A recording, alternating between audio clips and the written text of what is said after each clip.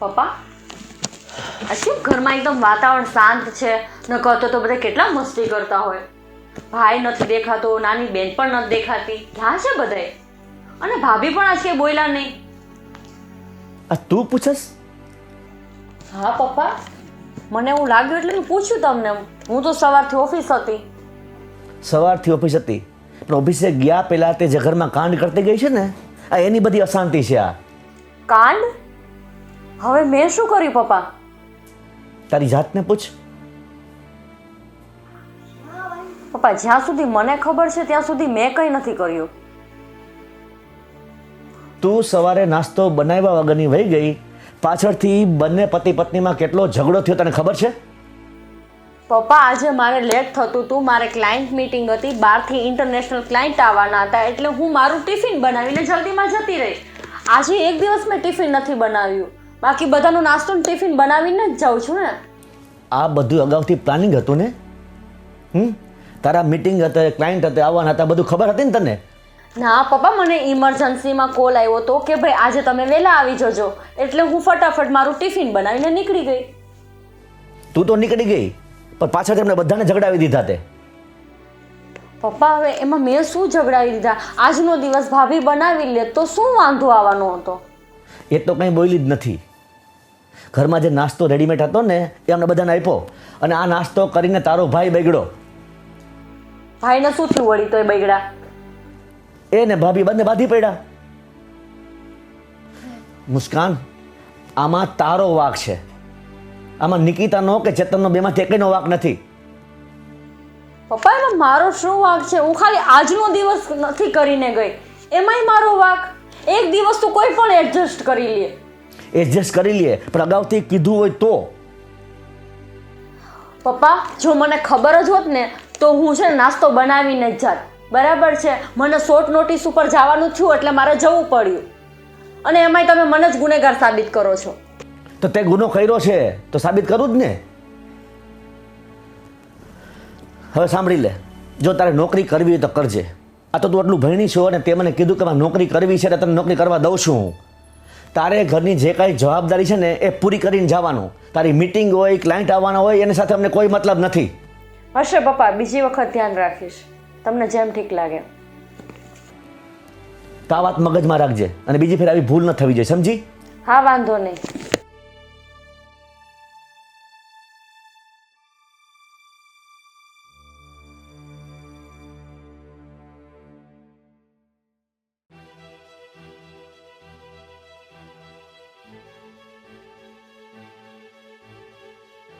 પપ્પા?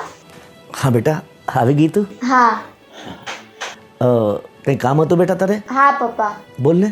એક વાત કહું તમને. હા હા. તમે જ્યારે હોય ત્યારે નિકિતા ભાભીની કેમ સાઈડ લ્યો છો? અરે બેટા, તું આવો પ્રશ્ન કેમ કરે છે? આજે સવારમાં ભાઈ ભાભી બાંધતા હતા ત્યારે પણ તમે નિકિતા ભાભીની સાઈડ લીધી હતી. જો બેટા, ત્યારે નિકિતા ભાભીનો કોઈ જાતનો વાંક નહોતો, એટલે મેં એની સાઈડ લીધી હતી.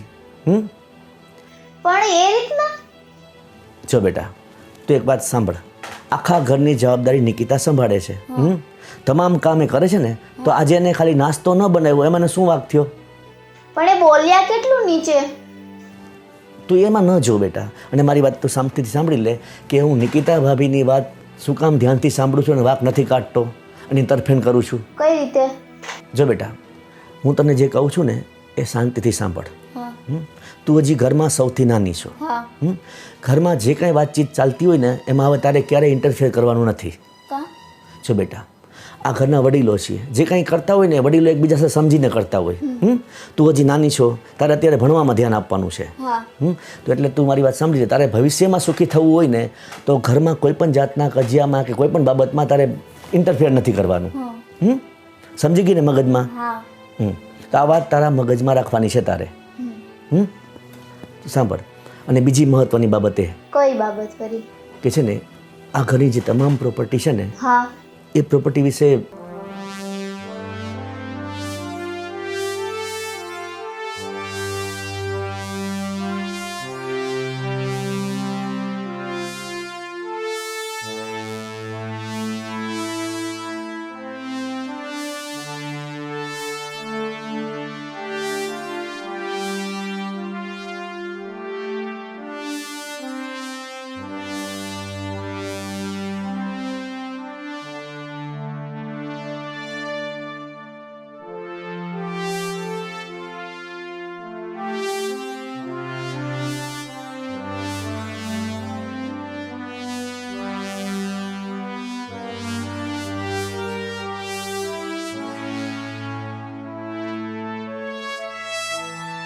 તો બેટા હવે સમજી ગઈ ને હા પપ્પા. હું શું કરવા માંગુ છું તે? તો આ વસ્તુ તારા મગજમાં રહેવી જોઈએ. Okay done. ભલે બેટા. ઠીક ચાલો પપ્પા હું જાઉં હવે. હા બેટા. સુઈ જાઓ. Good night. Good night.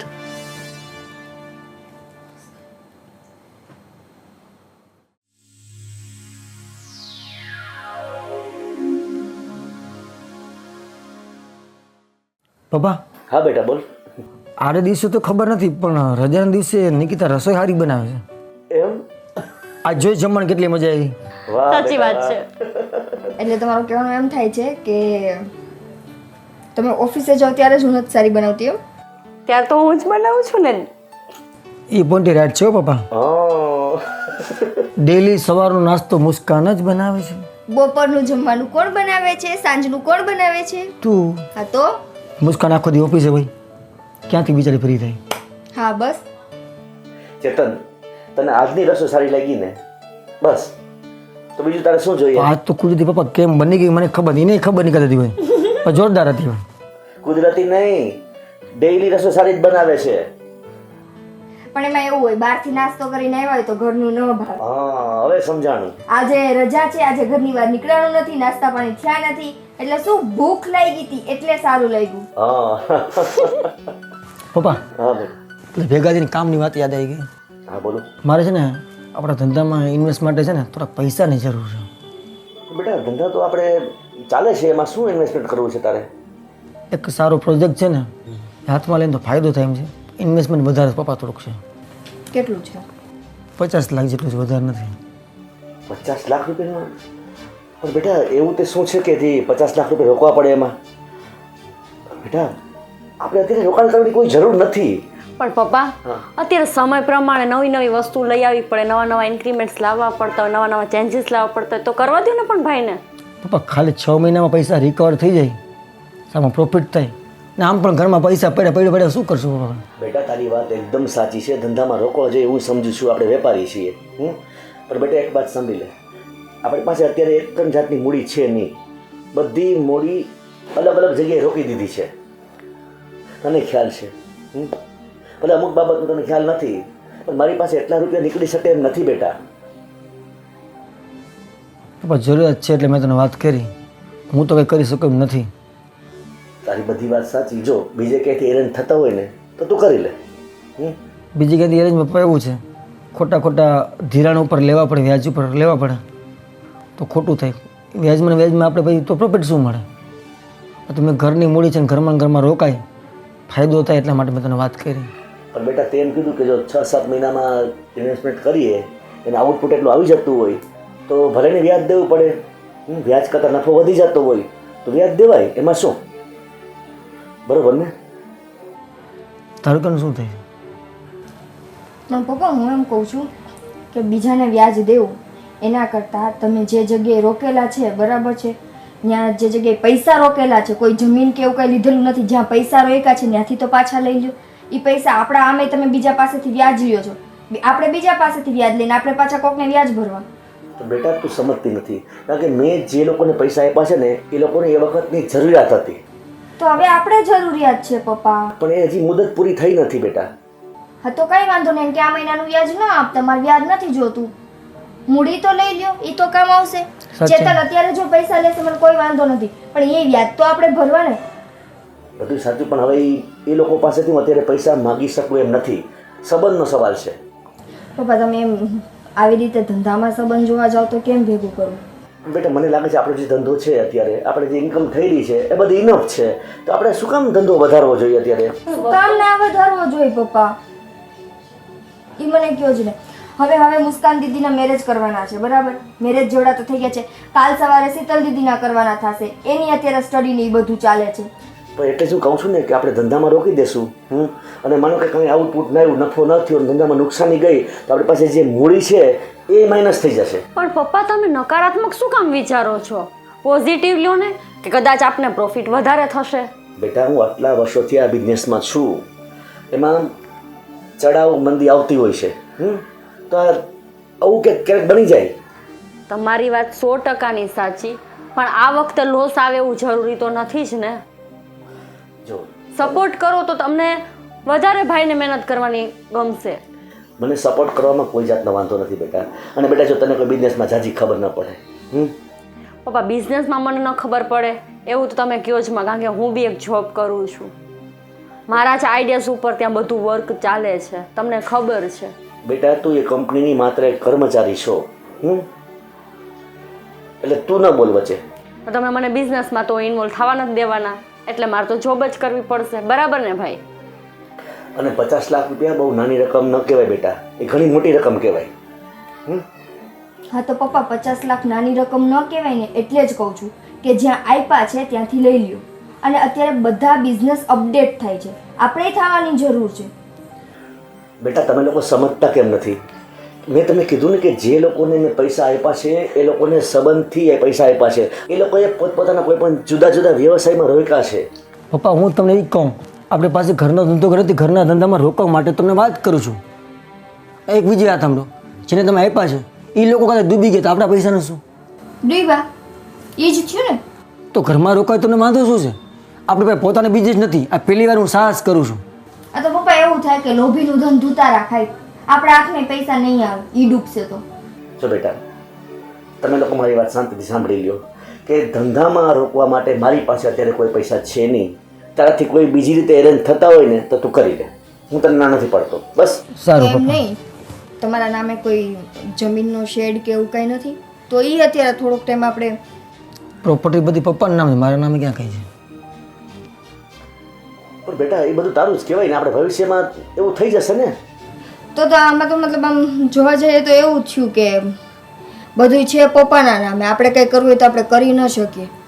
એટલે તો મારા પપ્પા પાસે માગવા પડે, નહીં તો મારા પપ્પાને શું કહેવું પડે? મને ખબર છે હું સાહસ કરું છું, એ પરફેક્ટ જગ્યાએ કરું છું, મને એમાં ફાયદો થવાનો છે. એમને દિવસ રાત એ પ્રોજેક્ટ ઉપર કામ કર્યું હશે, વિચાર્યું હશે 10 વર્ષ, પછી અમારે 50 લાખ રૂપિયા નાખવાની વાત કરે છે ને. અચાનક આવીને ભાઈ સવાર ઉઠીને એમ તો નથી કહી દીધું ભાઈ લાવો 50 લાખ રૂપિયા મારે. પપ્પા આપણો ધંધો છે ને અત્યારે ચાલુ એટલો નોર્મલી છે, હું તો એમ કહું ઇન્વેસ્ટમેન્ટ વધારે થાય ને તો ફાયદો થાય, એટલા માટે મેં તને વાત કરી છે. બેટા તારી વાત હું સમજી શકું છું, પણ મેં તમને લોકોને કહી દીધું ને કે મારી પાસે અત્યારે પૈસાની વ્યવસ્થા થઈ શકે એમ નથી. ઓકે, તમારી પાસે અત્યારે પૈસા નથી, અત્યારે વ્યવસ્થા નથી થઈ શકાય, પણ તમારી પાસે એવા વેપારી મિત્રો તો છે ને કે જેની પાસેથી તમે આડાવડા કરીને અત્યારે થોડોક ટાઈમ મતલબ રોળવી શકો. બધા પાસેથી એક આડે 50 લાખ આપણે કોઈ પાસેથી લેવાય નથી, બધા પાસેથી થોડા થોડા લઈને તો કરી શકશો ને. બેટા આ ઉંમરે મને છે ને બીજા પાસે હાથ લંબાવવું ન ગમે. અને આપણો ધંધો આટલા વર્ષ થયા છે અને આપણે સુખી છીએ તો આપણે શું કામ ધંધો વધારવો જોઈએ અત્યારે? એટલે તું મને બીજા પાસે કોઈ માગવાની વાત તો ન કરતી પ્લીઝ. સારું કંઈ વાંધો નહીં પપ્પા, જોઈ લેશું, થાય તો ભલે, ન થાય તો પછી અમારા નસીબ. જો છતાં હું તને કહું છું કે તારાથી વ્યવસ્થા થતી હોય ને તો તું કરી લેજે, બાકી મારાથી નહીં થાય. હા પપ્પા કંઈ વાંધો નહીં. ચાલો હું મારા રૂમમાં જાઉં છું. હા ભાભી તમે ટેન્શન ના લ્યો, એવું હોય તો હું પપ્પાને એકલમ વાત કરી જોઉં, કદાચ માની જાય. માનવાના માનવાનો તો સવાલ જ નથી આવતો ને. પપ્પા પાસે પૈસા જ નથી અને કહી જ દીધું તો પછી હવે તમે એકલામાં મનાવો કે ગમે એ કરો, એ ના જવાની છે. કદાચ એમના ભાઈબંધ દોસ્તાર પાસે ટ્રાય કરે, અત્યારે ના પાડી દીધી પણ કદાચ ટ્રાય કરે તો આપણે વાત કરવામાં શું જાય? જોઈ લ્યો તમારી રીતે શું કહે છે પપ્પા, નહીતર પછી હું મારા મમ્મી પપ્પાને એને વાત કરું. ના નહીં કહેતું નથી કરવું, એટલે મુસ્કાનને મોકલ ટ્રાય તો કરી લઈ, શું કે પપ્પા માગે છે ખબર પડી જશે. કે કદાચ આપણા બધે વચ્ચે આપણે ન કહી શકતા હોય તો રસ્તો હશે, મુસ્કાનને કંઈક કહેશે, જોઈએ તો કંઈ વાંધો નહીં, પપ્પા પણ વાત કરી આવતું. હો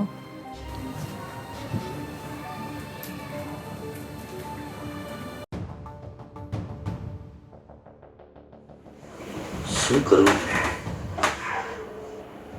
આ ચેતન તો મારી પાસે પૈસાની માંગ કરવા માંડ્યો. અત્યારે તો મેં બાનું કરી દીધું કે મારી પાસે પૈસાની સગવડ થાય એમ નથી, પણ બાનું ક્યાં સુધી ચાલશે?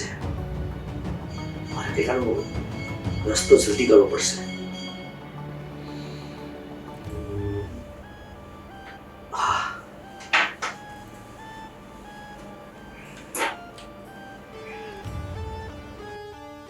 આપણા વકીલ જીતેન્દ્રભાઈ કદી કામ આવશે? ચાલ એને ફોન કરવા દે. હલો જીતેન્દ્રભાઈ. કેમ છે? મજામાં ને? હા હા, હું પણ મજામાં છું. એક તમારું કામ હતું અને એ કામ આપણે તાત્કાલિક કરવાનું છે. એમને થઈ જશે ને? હા, સાંભળો, મારે છે ને મારે રીલ બનાવવું છે. હવે રીલમાં મારે એ ખાસ કરવું છે કે મારા 3 સંતાનો છે, તમને ખ્યાલ છે. એમાંથી સૌથી જે નાની સંતાન શીતલ છે ને, એના નામે મારી બધી પ્રોપર્ટી થઈ જવી જોઈએ. હું તમને બધી વિગત લિસ્ટ મોકલીને પહોંચાડી દઈશ. હા હા હા, રૂબરૂ આવીશ, ચિંતા કરમાં. પણ તમે આ ખાસ મગજમાં નોંધી લ્યો અને તાત્કાલિક બનાવવાનું છે. તો આના પેપર તમે તૈયાર કરી રાખો. ચેતન, મને તો આજે ખબર પડી કે તમારા નામે કાંઈ નથી એમ. બધું પપ્પાના નામે છે. આટલા ટાઈમમાં તો મને ક્યારેય વાત તો ન કરી. જો નિકિતા, પપ્પાએ આ વાત શું કામ કરી, મને પૈસાની ના શું કામ પાડી, મને ખબર નથી. પણ પપ્પાના છે ને, અમે સંતાન ખુદના તો નથી જ. એટલે પપ્પા કદાચ ન સ્વીકારવા માગતા હોય. મમ્મીને 2 ઘર થયા હતા, આ વાતની તને ખબર છે. હું ને મુસ્કાન 2 આગલા ઘરના છોકરા છે. એટલે પપ્પા કદાચ ન કરવા માગતા હોય. પપ્પાની કોઈ પણ પ્રોપર્ટીમાંથી મારો કોઈ હક હિસ્સો નથી. કોઈ પ્રોપર્ટી મારા નામે પણ નથી. ચેતન, તમે આટલું બધું નેગેટિવ ન વિચારો કે પપ્પા કદાચ તમને સગા પારકાનો ભેદભાવ રાખીને તમારી સાથે આવું કરશે, એવું આપણે ન વિચારાય. પણ અને આમે પપ્પાની આગળ પાછળ છે કોણ તમારા સિવાય? તમે એના એકને એક દીકરા છો. આજે નહીં તો કાલે બધું આવશે તમારા જ નામે.